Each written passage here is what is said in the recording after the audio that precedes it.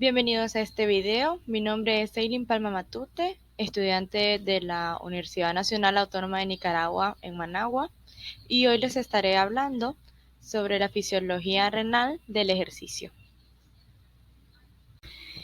Primeramente vamos a tener que el ejercicio origina cambio en la hemodinámica renal, causando disminución del FPR, que es el flujo plasmático renal. Va a haber aumento del FF, que es la fracción de filtración, que es la relación entre el plasma que entra al riñón y el que es filtrado. Y va a haber disminución de la filtración glomerular. El grado de alteración de la función renal va a estar relacionada con la intensidad relativa del trabajo físico que se vaya a desarrollar.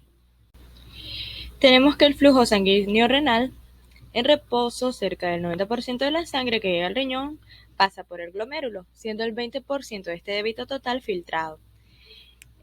El flujo plasmático renal es de unos 660 mililitros por minuto. Solo son filtrados unos 125 mililitros por minuto. A la relación existente entre el plasma que entra al riñón y el que es filtrado en los glomérulos se le denomina fracción de filtración. En condiciones normales, la fracción de filtración va a ser aproximadamente del 20%. Vamos a encontrar que el flujo plasmático renal va a disminuir de forma proporcional a la intensidad del ejercicio. Ejercicios moderados al 50% del consumo máximo de oxígeno ocasiona reducción del 30% del flujo plasmático renal. También los ejercicios por encima del 65% del consumo máximo de oxígeno dan como resultado disminuciones del 75% del flujo plasmático renal. Y la disminución del flujo sanguíneo renal en el ejercicio se debe fundamentalmente al aumento de la actividad simpática renal, al aumento de catecolaminas, al aumento de renina y angiotensina 2 y al aumento de la ADH. En el filtrado glomerular, hasta el 50% del consumo máximo de oxígeno, el filtrado glomerular se va a mantener en niveles normales. Por encima de estos valores va a comenzar a disminuir. Aquí tenemos un esquema de la actividad simpática renal. Tenemos que la actividad simpática renal se basa en que va a haber un aumento de la renina, va a haber secreción de angiotensina 2, lo que va a causar una vasoconstricción en la arteriola aferente y una vasoconstricción también en la arteriola aferente. Y lo que va a pasar es que va a haber una disminución del filtrado glomerular, también va a haber una disminución del flujo sanguíneo renal y va a haber un aumento de la fracción de filtración. El volumen y excreción de agua y electrolitos en el ejercicio físico. El ejercicio moderado aumenta el volumen de orina por mayor excreción de solutos que retienen más agua en los túbulos, mientras que el ejercicio intenso y prolongado va a disminuir la excreción de orina, el volumen y electrolitos, debido a mayor pérdida de agua y electrolitos por la respiración y el sudor. Para controlar el equilibrio hídrico, vamos a tener el estímulo de la sed, que va a ser mediado por la angiotensina 2 para aumentar la ingesta de agua. La diferencia en el volumen urinario se debe a nivel de hidratación en el esfuerzo, variabilidad interpersonal, componente emocional y condiciones ambientales. Y también vamos a tener la disminución de diuresis por aumento de la ADH, la cual produce vasoconstricción renal, contracción mesangial, reduce la tasa de filtración glomerular, también va a reducir el flujo sanguíneo renal y el aumento va a ser proporcional a la intensidad por reducción del catabolismo hepático.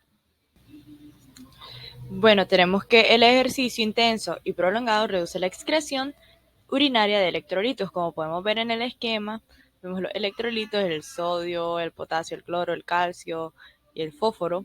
Vemos que pues en reposo los valores y en post ejercicio vemos que los valores bajan muchísimo. Y es por los mecanismos de la reducción de la tasa de filtración glomerular, el aumento de la actividad simpática y la estimulación del sistema renina-angiotensina. Esto va a tener manifestaciones renales como la hematuria, que la hematuria es la presencia de sangre y hematíes en la orina y se presenta por trauma directo e indirecto, por impacto sobre el riñón durante el ejercicio, vasoconstricción y daño de la nefrona, también puede ser por aumento de la permeabilidad glomerular de Matías, por vasoconstricción de la arteria aferente, por el aumento de la presión de filtración, la disminución del flujo sanguíneo renal y repetidos impactos de la pared posterior de la vejiga contra su base.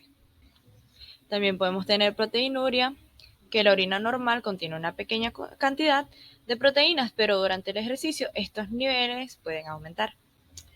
La incidencia de proteinuria es más frecuente que la hematuria, debido a que los cambios tempranos de la membrana glomerular permitiría en primer lugar de las pérdidas proteicas.